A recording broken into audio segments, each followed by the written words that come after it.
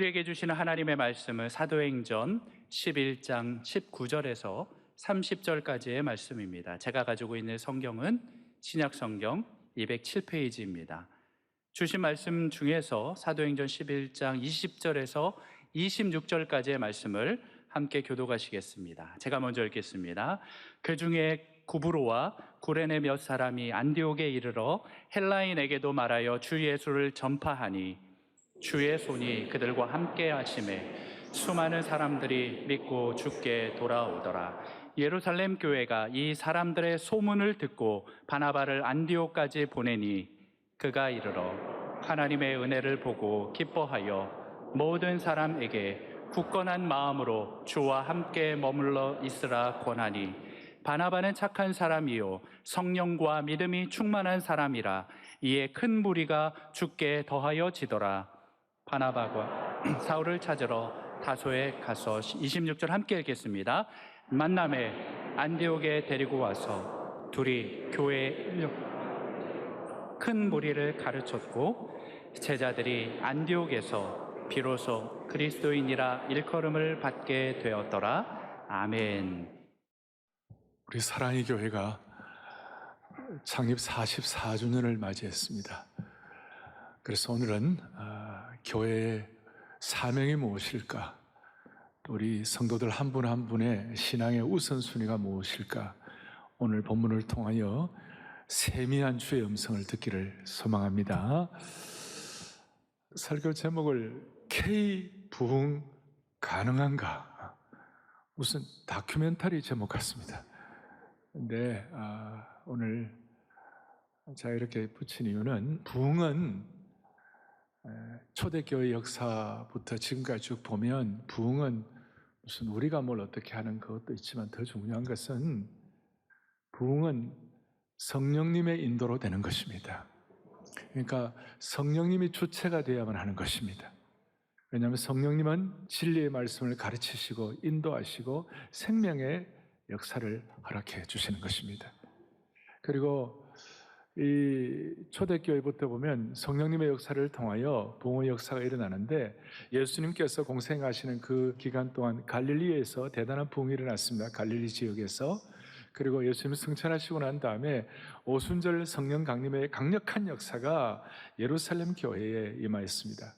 그래서 마가의 다락방을 통하여 예루살렘 교회의 부흥이 일어나고 또 그 예루살렘 교회의 부흥이 오늘 이 본문의 안디옥 교회의 부흥으로 연결되며 이 안디옥 교회의 부흥이 성령님의 인도를 통하여 빌립보로 가게 하시고 빌립보에서 유럽의 부흥의 첫 발걸음이 시작되었습니다. 그리고 유럽의 부흥을 통하여 쭉 돌아서 우리 평양 부흥으로. 그래서 제가 이름을 이렇게 붙여고 왔습니다. 예수님께서 갈릴리 부흥을 일으키실 때 지부흥이고 갈릴리, 그 다음에 갈릴리 부흥이 예루살렘 교회의 부흥이니까 제루살렘이니까 제2부흥으로, 그 다음 제2부흥이 안디옥 교회의 부흥이니까 안디옥이나 안티옥이니까 A부흥으로, A부흥이 빌리포니까 P부흥, 유럽의 부흥으로. 그래서 우리 평양 부흥으로, P부흥으로 다시 와가지고 오늘 우리 다시 한번 이 말씀을 통하여 우리 한국 교회, 한국 사회가 지금 무슨 뭐 K-푸드다 혹은 K-컬처다, K-드라마다, 뭐 K-뷰티다 있지만 진짜 우리가 사모할 것이 K-부흥인 줄로 믿습니다. 강남 부흥도 지부흥이 되게 하시고 K-부흥이 되게 하여 주시옵소서. 근데 오늘 이제 이 말씀이 시작되는 배경은 19절에 이렇게 나와 있어요. 19절에 보니까 이렇게 나와 있습니다. 그때에 스데반의 일로 일어난 환난으로 말미암아 흩어진 자들이 안디옥에 이르러 헬라인에게도 말하여 주 예수를 전파하니. 이것이 이제 안디옥 교회의 부흥의 시작의 이제 출발이 되는데, 여러분 많은 경우 예수님 때문에 핍박받고 환난받고 고통받으면 그건 그걸로 끝나는 것이 아니라 그것이 새로운 부흥의 기폭제가 될 수 있어요. 새로운 부흥의 점화장치가 될 수 있는 것이에요. 그래서 스데반의 일로 예루살렘 교회가 큰 핍박이 일어났습니다. 그런데 그걸로 끝나는 것이 아니라 스데반의 일로 일어나는 환난으로 말미암아 오히려 안디옥 교회의 부흥을 일으킬 수 있는 시발점이 됐다는 것이에요. 그리고 하나님께서 은혜를 주시는데 생각의 틀을 바꾸는 거예요. 생각의 틀을. 그래서 19절에 보면 이렇게 나와 있어요. 다시 한번 사람들이 도를 유대인에게만 전하는데 안디옥에 이르러 헬라인에게로 말했다. 무슨 말인가 하면 당시에 이 생각의 프레임은 생명의 역사와 복음의 역사는 유대인끼리만 가능하다. 심지어 오늘 11장 앞에 10장에 베드로조차도 그런 생각이 있어갖고 하나님께서는 고넬료가 이방인인데 구원받을 수 있다는 것을 하나의 예를 보여주시고, 그리고 그것을 안디옥에 이르러 몇 사람들이, 요즘으로 말하면 뭐 강남 사람, 강북 사람, 인천 사람, 저 일산 사람, 이름 없는 이런 사람들이 생각의 틀을 바꾼 거예요. 아, 복음이 이방인에게도 전해질 수 있겠구나, 헬라인에게도 전해질 수 있겠구나, 그리스 사람에게 전해질 수 있겠구나, 이런 식으로 생각의 틀을 바꾸어가지고 부흥이 일어나는 곳에는 항상 이 패러다임 시프트가 일어나게 된 것이에요. 그렇다면 이제 이런 환란을 기폭제로 삼고 생각의 틀을 바꾼 사람들이 부흥의 어떤 시발점을 이렇게 일으키게 되는데, 진짜 부흥을 일으키는 강력한 엔진이 뭔가? 뭐 부흥의 두 날개가 뭘까? 그래서 제가 부흥의 강력한 슈퍼 엔진 두 가지를 말씀을 드리려고 합니다. 이것이 사랑의 교회 44주년을 맞이하여 교회적으로, 또 어떻게 보면 한국 교회가 이제 코로나 팬데믹 이후에 회복을 넘어 부흥으로 가야 되는데, 이 부흥의 역사에 있어서 어떤 날개와 엔진을 달아야 할 것인가? 그래서 회복을 넘어 부흥으로 가는 주님의 음성이 우리에게 들려지기를 소망하는 것이에요. 첫 번째 엔진이 뭔가? 21절에 이래와 나와있어요. 21절에 다 같이 보겠습니다. 주의 손이 그들과 함께 하심에 수많은 사람들이 믿고 주께 들어오더라. 사도행전의 곳곳마다 노른자 위에 같이 부흥의 역사가 있어요. 사도행전의 곳곳마다 노란 펜을 끄야 할 만큼, 우리가 강조해야 할 만큼 부흥의 자리가, 그런 부흥의 자리에 대한 표현이 뭐라고 나와 있냐면 수많은 사람들이 믿고 주께 돌아오더라. 이게 부흥이에요. 수많은 사람들이 주께 믿고 돌아오더라. 그런데 그 이유가 뭔가? 주의 손이 그들과 함께 하심에. 그래서 첫 번째로는 부흥은 주의 손이 함께해야 부흥한다. 성령의 능력과 역사를 말하는 것이에요. 저는 뭐 제 개인의 얘기가 아니라 오늘 말씀 전체에서 말하는, 본문이 말하는 핵심이 뭘까? 주의 손이 함께 하심에 수많은 사람들이 주께 돌아오더라. 그러니 여러분, 다시 우리가 마음속에 소원하고 강조하고 확인하는 것이 이것입니다. 부흥은 누구의 손이 함께해야 한다고요? 주의 손이 함께. 가정도 개인도. 그래서 제가 여기에 용언을 만들었는데, 신수성가, 자수성가란 말 아시죠? 개인적으로 잘해가지고 일가를 이루는데, 우리 모든 오늘 이 안아주신 본당 예배드리는 여러분들은 자수성가의 사람보다도 더 중요한 신수성가의 사람들이 되기를 바랍니다. 하나님의 손이 함께 하셔가지고 부흥하는 것이에요. 그게 신수성가예요. 그런데 이제 제가 이런 말씀을 드리면, 저도 그렇고 우리 많은 분들이, 교회 생활 오래 한 분들은 그렇지, 하나님의 손이 함께 해야지, 당연한 거지, 이렇게 생각하고 너무나 당연시하고 실제적으로 주의 손이 함께 하시는 강력함이 뭔지를 체득을 잘 못할 때가 많이 있어요. 여러분, 다시 얘기합니다. 부흥은 주의 손이 함께 해야 합니다. 하나님의 손이 짧지 않은 것을 오늘 우리가 경험해야 하는 것이에요. 그런데 우리가 주로 이제 신앙생활을 오래 한 분들이 주의 손에 함께 한다, 이게 너무나 당연시하게 그냥 생각할 경우가 많이 있어요. 맞는 말이야, 그렇게만 생각하고 이걸 진짜 실제로 체험을 못하는 거예요. 민수기 11장에 보면 어느 날 백성들이 광야에 이제 출애굽해가지고 나와갖고 광야에서 좀 어려우니까 과거에 좋았던 점을 생각하는 거예요. 그 중에 하나가 뭐 맨날 먹은 것도 아닌데, 애굽에서는 고기도 먹었는데 광야는 고기도 없다. 어디가 고기가 있냐? 어디가 고기 있냐? 이러면서 막 모세를 원망하는 거예요. 그러니까 모세가 기가 막혀가지고 이 고기를 어떻게 주나? 그러니까 하나님께서, 그래, 내가 백성들에게 한 달 동안 그 입에서 신물이 나도록 고기를 먹여주리라 그랬어요. 모세가 그 말 듣고 하나님 감사합니다 라고 해야 되는데, 모세가 그 믿음의 고수가 안 믿어지는 거예요. 여러분, 다시 얘기합니다. 얼마 전에 홍해를 기적처럼 걷는 모세가 하나님께서 내가 고기 먹여주겠다, 참 입에서 신물이 날 정도로 먹여주겠다. 그러니까 모세가 11장 21절 22절에 뭐라고 그러냐면 모세가 이르되 나와 함께 있는 이 백성의 보행자가 장정이 60만이었는데 주의 말씀에 한 달 동안 고기를 주어 먹게 하시겠다 하시오니 모세 그 다음 말이 뭐냐면 그들을 위하여 양떼와 소떼를 잡은들 조카오며 바다의 모든 고기를 모은들 조카리이까.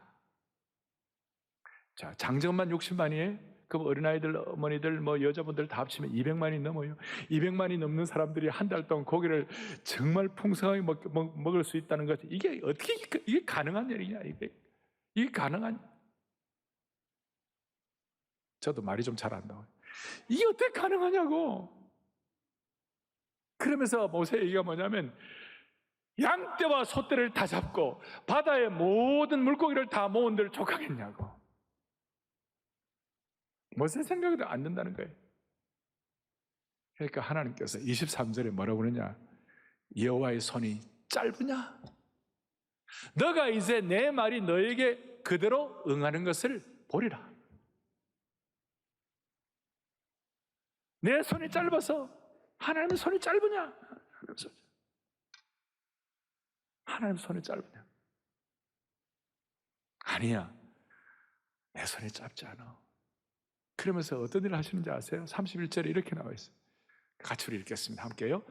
바람이 여호와에게서 나와 바다에서부터 메추라기를 몰아 진영 곁 이쪽 저쪽 곧 진영 사방으로 각기 하루길 되는 지면 위 2규빗을 내리게 한지라. 감이 안 잡히시죠? 하나님께서 메추라기를 몰아가지고 어떻게 하느냐? 이 진영 사방으로 각기 하루길, 그 당시 하루길은 한 30km 정도 되는 거예요. 서울에서 수원까지 그 30km 정도를 지면 위에 2규빗이면 거의 1m예요. 그러니까 사방 30km니까 동서남북이 30km, 30km, 30km, 30km 해가지고 거기다가 메추라기를 그냥 1m씩 그냥 산처럼 쌓아가지고 그냥 여러분 1m씩 메추라기가 수원까지 동서남북으로 다 쌓였다고 한번 생각해 보세요. 별로 반응도 안 하시고 여러분 이거는 너무나 놀라운 거예요. 모세가 두 손 딱 들었어요. 모세 같은 고수도 다시요 홍해를 걷는 사람도 주의 손이 함께한다 그랬을 때 그 잘 안 믿어졌어요. 특별히 오늘 44주년 우리 교회 초창기 때 있었던 많은 분들 교회 기적 같은 역사를 많이 경험했어요. 근데 우리도 모르게 약간 매너리즘에 빠진 그런 우리의 약한 성품이 있다면 오늘 다시 어린아이처럼 순전하게 돌아오셔야 되는 것이에요. 하나님 주의 손이 함께하는 기적이 일어나게 하여 주옵소서. 여러분 제가 오늘 이렇게까지 강조한 이유를 여러분들이 아셔야 돼요. 우리도 모르게 우리 이 순전함이 사라진 것이 주의 손이 함께 하시기를 기대하십시다. 오늘 이 자리는 주의 손이 함께 하시는 현장입니다. 여러분이 오늘 이 자리에 와서 예배드리는 것 자체가 주의 손이 함께 하시는 증거라고 말할 수 있는 것입니다. 이 안디옥 교회는 주의 손이 함께 하셔서 수많은 사람이 죽게 돌아와가지고 대붕을 일으켰어요. 이 안디옥이라는 이 장소는 제가 여기 안디옥을 2번을 가봤는데요. 그 당시 로마 제국 시대의 제3의 도시였어요. 첫 번째 도시는 로마였고 두 번째는 알렉산드리아였고 세 번째가 안디옥이었어요. 인구가 50만 이상이 되었고 요즘 부산 같은 항구고 뉴욕 같은 항구였어요. 여기는 상업이 발전되어 있고 대신 부패하고 타락한 도시였어요. 그 부패하고 타락한 도시에 그 4세기에 유명한 황금의 입이 설교자이자 교회사가 있던 크리소스톰은 안디옥 교회가 얼마나 부흥을 했는지 안디옥 교인들의 출석이 10만 명이었다. 또 가만히 계시는데 10만 명, 50만 가운데 10만 명인데 그것도 무슨 수평이동이 아니라 다리 예수 믿는 사람 또 오는 것이 아니라 모두가 다 컨버전 그로잉, 완전 회심 성장이에요. 그러니 기가 막힌 부흥이 일어난 것이 오늘 한국교회도 이런 은혜를 경험한 평양 부흥의 은혜를 경험한 한국교회이기 때문에 하나님 은혜 주셔가지고 이런 메추라기를 30kg, 1m씩 주시는 여호와의 손이 짧지 않는 그 은혜가 오늘 우리 가운데 접목되기를 바라는 것이. 그렇습니다. 시간이 가면 갈수록 느끼는 것은 목회도, 가정도, 자녀 교육도 주의 손이 함께하지 않으면 아무것도 아닌 것입니다. 주의 손이 함께하지 않으면 우리는 nothing이에요.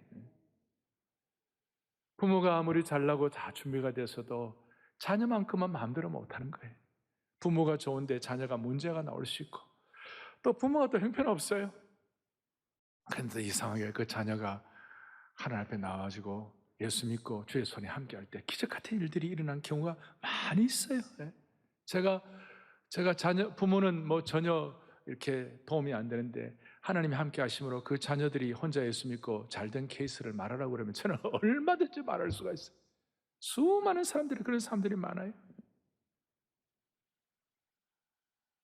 여러분, 주의 손이 함께 하심으로 여러분들이 삶의, 개인과 가정의 부흥이 일어나기를 원합니다. 그럼 제가 이런 얘기를 하면요, 교회 내에 요즘 똑똑이들, 교회 똑똑하다는 사람들 가운데 이런 질문을 해요. 주의 손이 함께하고 다 한다면 우리가 할 게 뭐 있나? 진짜. 그리고 요즘 이런 얘기해요. 그리스도인의 삶은 전적 위탁이라고 그러는데 주님께 토탈 커밋먼트, 전적 위탁을 다하면 우리가 할 게 뭐 있나? 뭐 이런 식으로 조금 니힐하게, 조금 이렇게 비판적으로 그래 하는 사람이 있어요. 여러분, 그건 신앙을 몰라서 그래요. 주의 손이 함께 하면 할수록 우리가 할 일이 더 많아져요. 주의 손이 함께 하시고, 또 우리가 주님께 전적 위탁하면 할수록 하나님 우리에게 창의력을 주시고, 하나님 우리에게 통찰력을 주시고, 우리에게 더 귀한 일들을 많이 하도록 하나님이 길을 열어주시는 것이에요. 그러니까 인간적인 어떤 계산과 생각 갖고 함부로 신앙을 판단하면 안 되고 주의 손이 함께하는 축복이 있어야만 되는 것입니다. 저는 어제도 주여 내일 예배를 살려주옵소서. 여러분, 저는 정말 예배를 많이 드린 사람이, 어릴 때부터 가정 예배, 지금도 하루에 주일날 4번, 전에는 6번씩 많은 예배를 드린 사람이지만 지금도 주의 손이 함께 하지 않으면 이 예배가 안 되는 줄 알고 있기 때문에 매 예배마다 벌벌 주님 앞에 벌벌 녹는 거예요. 말도 안 되네. 벌벌 녹는다. 그래, 말도 안 돼도 주의 손이 함께하면 은혜가 있는 것이에요, 여러분. 그러니까 모든 예배 가운데 주여 내일 예배를 살려 주옵소서. 그래서 오늘 여러분들 찬양할 때 은혜가 풍성한 하나님은 믿는 자 한 사람 한 사람. 최근에 우리 찬송을 잘 안 했어요. 그리고 한국에서 똑똑하다는 사람들은 교회 내에도 이런 찬송 잘 안 해요. 이 영파가 부르는 거라고. 그런데 우리는 주의 손이 함께할 때 주여 성령의 은사들을 오늘도 내려 주옵소서. 너무나 놀라운 찬양 아닙니까? 이 귀한 성령의 은혜와 축복들을 또 수많은 사람들에게 전파하고 알리게 하여 주옵소서. 이게 주의 손이 함께하는 찬양이라고 말할 수 있는 것이에요. 그래서 우리 오늘 이 44주년 이 중요한 시간에 여러분과 제 마음에 소원을 하십시다. 하나님 아버지, 내 생애가 끝나는 날 우리가 주님 앞에 감사의 고백을 하게 하여 주십시오. 내 삶의 목표가 주님의 손이 함께하여 주셔서 내 삶의 부흥을 체험한 생애였도록 도우신 주님의 은혜를 찬양합니다. 그렇게 할 수 있도록. 여러분, 우리가 예수 믿으면서 한 번이라도 주의 손이 함께하지 않으면 안 되는 부흥을 언제 체험했냐고요. 저와 여러분의 생애 가운데서 하나님 앞에 내 생의 목표, 우리 보통 사람들이 갖는 삶의 목표가 있어요. 뭐 잘 되고, 그 다음에 뭐 정말 뭐 좋은 그런 인생도 다 귀하지만, 여러분 진짜 마음의 소원이, 우리 오늘 마음속에 주의 손이 함께 하지 않으면 안 될 부흥의 역사가 우리 가운데 체험되게 하여 주십시오. 나 이거 정말 너무 중요하다고 생각해요. 내 삶에 주의 손이 함께 하심으로 내 생전에 부흥을 체험한 것을 감사합니다. 그래서 주의 손이 함께 하심에 내 가정과 내 인생에 부흥이 일어난 줄로 믿습니다. 주여 성령의 은사들을 오늘도 내리어 주옵소서. 이게 한국교회가 갖는 독특한 영성이에요. 이게 첫 번째 부흥의 엔진입니다. 주의 손이 함께하는 평생이 되게 하여 주시옵시고, 사랑의 교회와 한국교회가 주의 손에 함께하는 현장과 증거가 있도록 도와주십시오. 두 번째로는 24절입니다. 24절 또박또박 같이 보겠습니다. 바나바는 착한 사람이요 성령과 믿음이 충만한 사람이라 이에 큰 무리가 죽게 더하여지더라. 큰 무리가 죽게 더해지는 저 노른자 위부가 저곳이 사도행전의 부흥의 중요한 기록인데 그 이유가 뭐냐? 바나바는 착한 사람이요 성령과 믿음이 충만한 사람이라. 아까 그 이름 없는 무명의 성도들을 통하여 안디옥 교회 개척 멤버들인데 그 중에서도 그분들뿐만 아니라 특별히 바나바라는 저 사람의 신앙 인격 때문에 착한 사람이다 하는 것은 본래 성품이 착하다, 참 법 없이도 살 수 있다, 이런 좋은 성품과 거기에다가 성령과 믿음이 충만한 사람이다. 그러니까 그의 어떤 자연적인 인격과 그의 성령과 믿음이 충만한 인격이 잘 조화가 되므로 말미암아 바나바의 신앙 인격 때문에 부흥이 일어났다는 것이, 바나바와 같은 신앙 인격자를 통하여 부흥한다는 것입니다. 첫 번째는 성령의 능력이고 두 번째로는 성령의 사람, 바나바와 같은 사람이 될 때에 교회는 부흥한다는 것이에요. 어떤 분은 교회에서는 은혜도 많고 축복이 되고 잘하는데 집에 가정에 들어가면 아빠 엄마로서 존경을 못 받는 거예요. 이 가슴 아픈 일이에요. 우리는 교회에서도 가정에서도 직장에서도 자연인격과 신앙인격이 조화가 되어가지고 우리가 부흥의 은혜를 경험할 수 있도록 하나님께서 한 분 한 분 붙잡아 주시기를 원하는 것이, 그러면 성령과 믿음이 충만하다, 그 다음에 착한 사람이다 하는 이 내용이 약간 추상적인데 이걸 구체적으로 23절에 설명을 하고 있어요. 구체적으로 뭐라고 설명하고 있느냐? 23절에 바나바가 이르러 하나님의 은혜를 보고 기뻐하여 모든 사람에게 굳건한 마음으로 주와 함께 머물러 있으라 권하니. 성경에서 뭐라고 하느냐? 바나바의 자연인격과 신앙인격을 구체적으로 세 가지 동사를 가지고 설명을 하고 있는 거예요. 첫 번째, 은혜를 본다. 그래서 그 영어로는 witness라고 그래요. 은혜의 증인이다. 은혜를 본다. 기뻐한다. rejoice. 그리고 권하다. 잘 권면한다. 그래서 바나바라는 이름은 권위의 아들, 권면하고 위로하는 자의 아들이다. Son of the encouragement 이렇게 나오는데 세 가지, 보고 기뻐하고 원한다. 그래서 저와 여러분들이 이 44주년을 맞이하면서 다시 한번 기도 제목으로 삼아야 할 것이 뭐냐? 오늘 이 말씀을 듣는 모든 방송으로 들어오는 모든 분들을 하나님 아버지 평생 주님 앞에 가는 그날까지 은혜를 보는 자 되게 하여 주십시오. 그리고 함께 기뻐하는 자가 되게 도와주십시오.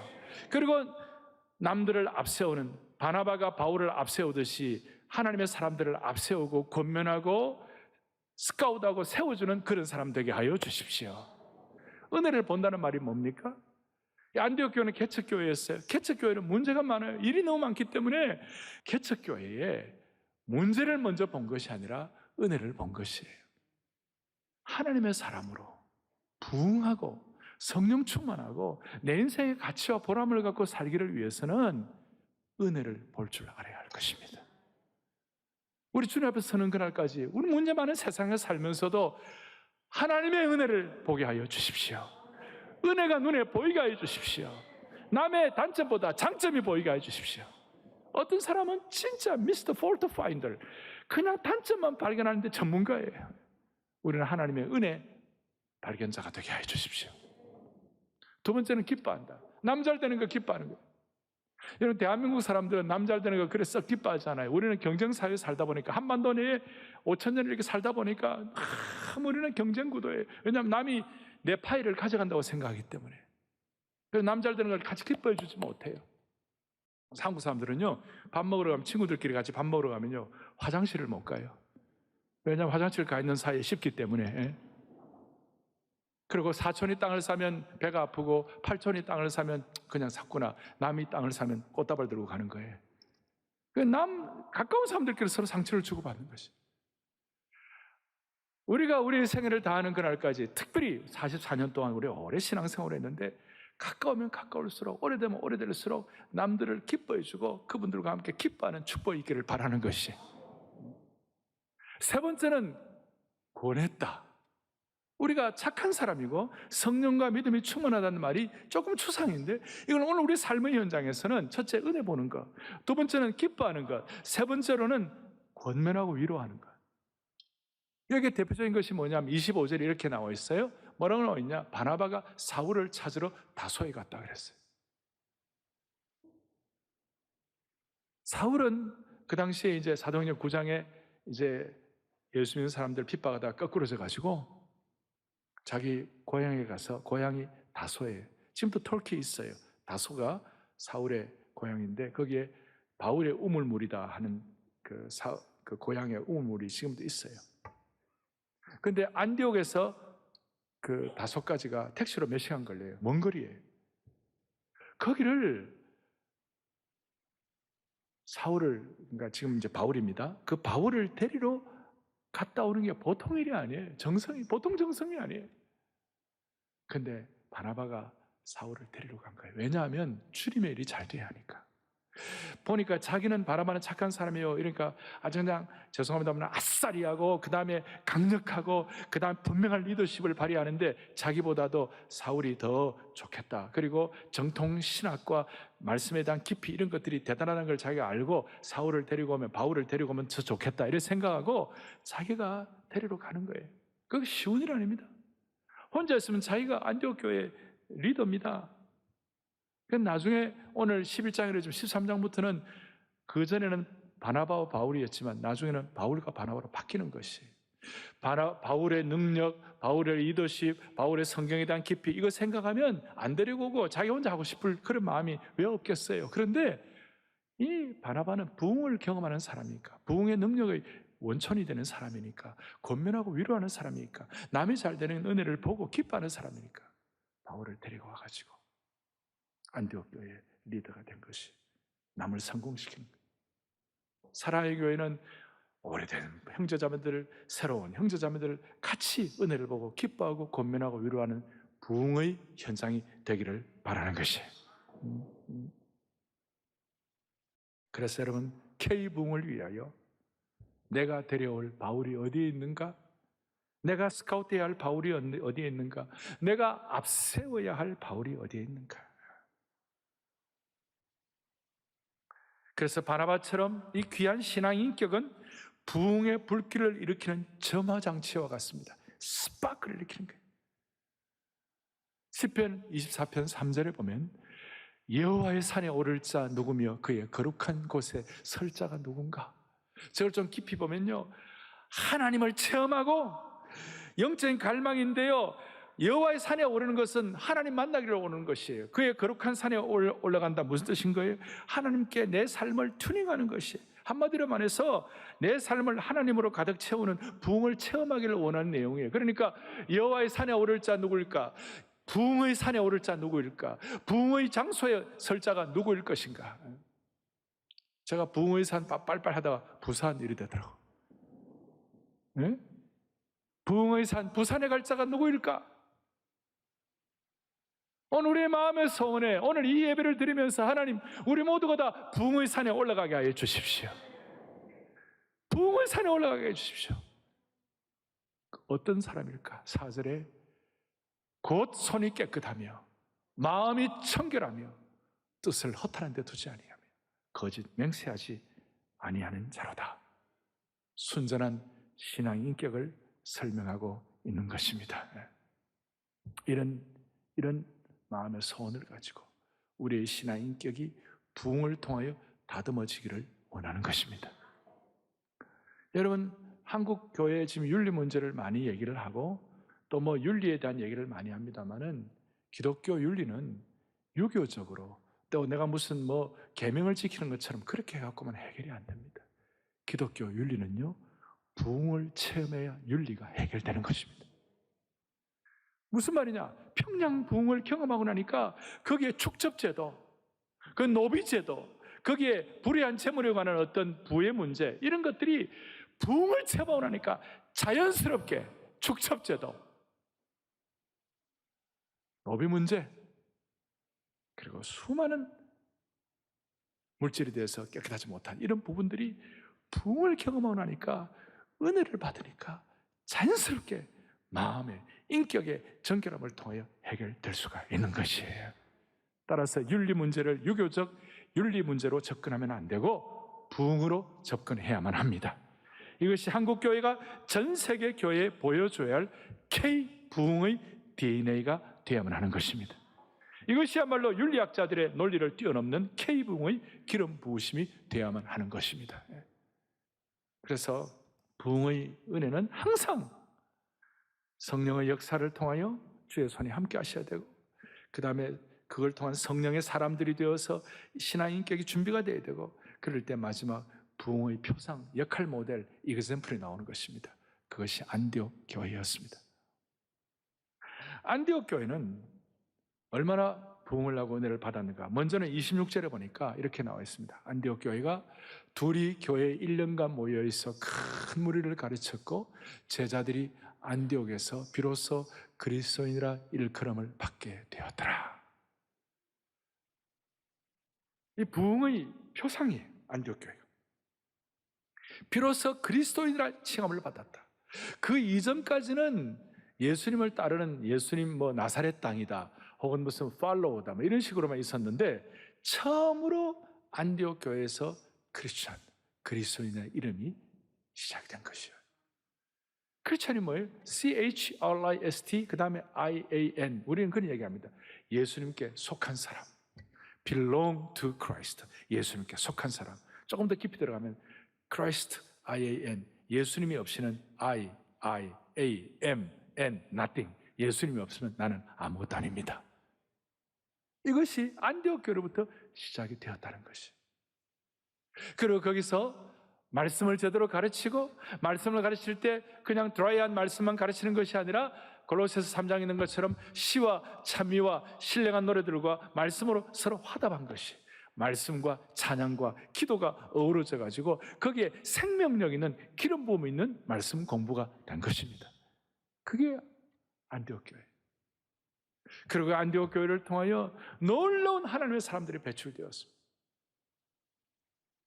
igna티우스라는, 여러분들 바나바와 바울 다음으로 초대교회 교부 가운데 igna티우스라는, 저희 교회 이 제자훈련 세미나 할 때 제일 먼저 교회론을 얘기하는데, 교회론을 얘기할 때 교회론의 창설자, 교회론을 딱 전체 정립한 분이 누구냐? igna티우스부터 시작했다, 이렇게. 나중에는 은행 경기장에서 순교하셨는데, igna티우스가 안디옥 교회 출신이고, 4세기의 초대교회의 황금의 입이라고 했던 설교의 황태자 크리소스톰이 안디옥 교회 출신이고, 그 이후에 어거스틴, 루터, 캘빈, 매튜 헨리, 웨스트코트, 라이트푸트, 알포드라는, 근대에 들어서 알포드 성경 해석집 같은 건 굉장히 중요합니다. 이런 이 하나님의 말씀을 제대로 가르치고 훈련하는 안디옥 교회의 역사를 그대로 이어받는 종들을 통하여 부흥을 계속 이어가게 된 것입니다. 그래서 교회 역사에서는 이런 얘기를 합니다. 스쿨 오브 안디옥, 안디옥 학파. 당시에 초대교회는 두 종류의 성경을 보는 어떤 그 눈이 있었어요. 하나는 스쿨 오브 알렉산드리아 중심으로 해가지고 필로, 오리겐, 그 다음 클레멘트라는 교부들이 있었는데, 그분들을 중심으로 해서 영해를 했어요. 알레고리카라고 풍류적인 해석을 했어요. 예를 들어서 예수님께서 부활 후에 고기 몇 마리 잡았냐? 153마리. 153이 무슨 의미가 있는가? 그냥 153마리 많이 잡은 거예요. 그런데 거기다가 꼭 예수님 공생의 33세, 33년, 그 다음 120문도 기도한 거 153, 와, 은혜가 된다. 이런 게 영해예요. 이런 게 건강하지 못한 해석들이에요. 그런데 스쿨 오브 안디옥은 성경을 문법적으로, 문자적으로, 역사적으로, 군사적으로 아주 균형 감각 있게 제대로 해석을 한 것이에요. 사랑의 교회 제자 훈련은 스쿨 오브 안디옥의 후예가 되는 줄로 믿습니다. 한국교회도 귀한 우리 길선주 목사님이나 박형룡 박사님이나 박윤선 목사님이나 한경재 목사님이나 우리 옥 목사님이나, 이런 우리가 44주년을 맞이해서 이런 귀한 흐름을 우리가 이어가는 것이에요. 그리고 한국교회가 균형 잡힌 말씀에 균형 잡힌 축복을 주시기를 바라는 것이에요. 사역도 신앙도 마찬가지예요. 한때 한국교회 막 성령 운동하고 할 때 막 불러 그러니까 또 반대로는 또 말씀으로 이래가지고 그래서 서로가 막 이렇게 맞지 않을 때가 있었어요. 그런데 우리는 성령의 역사와 말씀의 기름 부으심이 균형을 잡아야 할 줄로 믿습니다. 두 가지 같이 이 균형이 잡히니까 무슨 일이 벌어졌습니까? 오늘 28절부터 30절까지의 두 가지 사건이 나오는데 아가보의 예언 사건이 나오고 그 다음에 구제에 대한 문제가 나옵니다. 이 구제 문제는 보통 심각한 문제가 아니에요. 앞에 6장에 보면 구제 문제 때문에 초대기 예루살렘 교회가 막 서로 싸우고 내부 분열이 날 정도로 심각한 문제였어요. 그리고 예언의 문제는 여러분 성령의 사역을 깊이 들어가다 보면 많은 경우 이 성령의 사역은 예언의 문제로 흘러가는 것이 성령의 역사에 대해서 너무 치우치면 그런 일이 나는데 이 예언과 구제의 문제가 안디옥 교회의 균형 잡힌 부흥을 통하여 자연스럽게 해결된 줄 믿습니다. 이제 말씀을 정리하겠습니다. 모든 부흥은 두 가지 엔진, 주의 손이 함께 하시고 그 손이 함께 하신 성령의 사람들을 통하여 성령의 공동체가 될 때 부흥이 되는 것입니다. 크게 한번 정리하겠습니다. 부흥은 성령의 능력을 받은 성령의 사람들이 성령의 공동체를 이룰 때 일어난다. 아멘. 그러면 한국교회가 부흥의 은혜를 나눠줄 DNA가 뭘까? 우리에게 네 가지가 있는데 첫 번째는 이 세 가지가 접목된 첫 번째는 뭐냐면 한국교회는 순교의 피가 흐르고 있어요. 세계 어떤 나라들보다도 우리나라는 순교의 피가 흐르고 소위 순교의 영성에 이 DNA가 우리에게 있는 거예요. 이 양화진에 가면요 145명의 선교사님들이 거기에 순교하시고 피 흘린 분들 많이 계시는데요. 전 세계 어느 나라가 피선교지에 한 지역에 145명의 고생하고 순교하시고 돌아가신 그런 선교사님들이 묻혀 있는 나라가 별로 없어요. 우리 광주에도 있잖아요. 하나님께서 독특하게 이 순교의 피를 흘린 나라. 6.25 때 얼마나 많은 그리스도인들이 공산당에게 순교를 당해서 예수 믿는다고. 지금도 저 북한의 치아교회는 순교의 피가 흐르고 있는 것이. 이 순교의 영성의 기름 부음과 강력함이 계속해서 한국교회를 통하여 역사해야 되는 것이에요. 두 번째, 한국교회는 세계교회가 없는 기도의 영성이 있어요. 우리가 새벽 기도를 하는 거 한국교회 독특한 영성이에요. 산기도하는 거 독특한 영성이에요. 그 다음에 우리가 금식기도, 철야기도, 막 수많은 한국교회 특별히 구국기도, 나라를 위한 기도, 이 나라를 위한 한국교회의 강력한 이 부흥의 DNA가 이 민족을 살려주시고 아직까지 우리가 침공받지 않은 줄로 믿는 것이에요. 기도의 영성의 DNA가 한국교회의 K부흥의 놀라운 역할을 할 줄로 믿습니다. 세 번째 중요한 것은 주일 성수의 영성이에요. 세계교회 어느 나라에도 비교해서 한국교회는 주일 예배를 지키는 주일 성수의 유산이 있는 것입니다. 사업이 어려워도 내일 시험이 있어도 전쟁의 포화 속에서도 주일 예배는 지켜진 것입니다. 어쩌면 이것이 세계교회 앞에 K부흥의 어떤 중요한 유산으로 우리가 펼쳐야 할 것인 줄로 생각이 되는 것이에요. 지난 2년 반 동안의 코로나 팬데믹 가운데 혹시 한국교회 가운데 이 생명 걸고 위그노들처럼 생명 걸고 주일 예배를 지키는 이것이 좀 약화되었다면 하나님 이거 다시 한번 성령의 역사를 통하여 하나님의 사람들을 통하여 하나님의 공동체를 통하여 회복시켜 주시옵소서. 마지막 네 번째는 말씀의 영성입니다. 세계 어느 나라에 비해서 우리나라는 선교사님이 들어오기 전에 말씀이 먼저 들어왔어요. 제가 이번에 말씀이 들어오는 것 연구하다 보니까요, 처음에 한국에 성경이 들어올 때 눈물겨운 과정이 있었어요. 그 1년 가운데 가슴에 찡한 거예요. 국경 검문소를 통과해가지고 성경을 가지고 들어오는 게 쉬운 일이 아니었습니다. 그 중에 하나로 한자로 된 성경 낱장을 그냥 갖고 오면 다 안 되니까 금서니까 낱장 한 장 한 장을 노끈으로 만들고 그걸 집신으로 만들어가지고 들어와. 집신은 엑스트라가 있어도 상관이 없으니까. 그래서 나중에 그걸 갖고 들어와서 집신을 해체해가지고 다시 하나하나 펴가지고 인두로 달여서 책으로 제본으로 삼았던 것이에요. 이래가지고 선교사람도 들어오기 전에 그 성경 가지고 은혜 받아가지고 세례받는 사람들이 생겼어요. 사랑하는 형제자매 여러분, 한국교회가 이 은혜를 다시 회복하기를 바라는 것입니다. 세 가지 기초 위에다가 한국교회의 순교적 영성, 기도의 영성, 주일 예배, 주일 성수의 영성, 그리고 말씀의 영성이 잘 조화된 사랑의 교회, 우리 자신이 됨으로 말미암아 주님 앞에 큰 영광 올려드리는 우리 온 성도들 되기를 주님의 이름으로 축복합니다. 가슴에 손을 얹겠습니다. 기도하겠습니다. 하나님 아버지, 이 시간 주님 앞에 머리 숙인 모든 성도들, 참으로 갈망하는 심령으로 이 시대의 부흥을 소원하오니 모두가 다 부흥의 점화장치가 되게 하여 주시옵소서.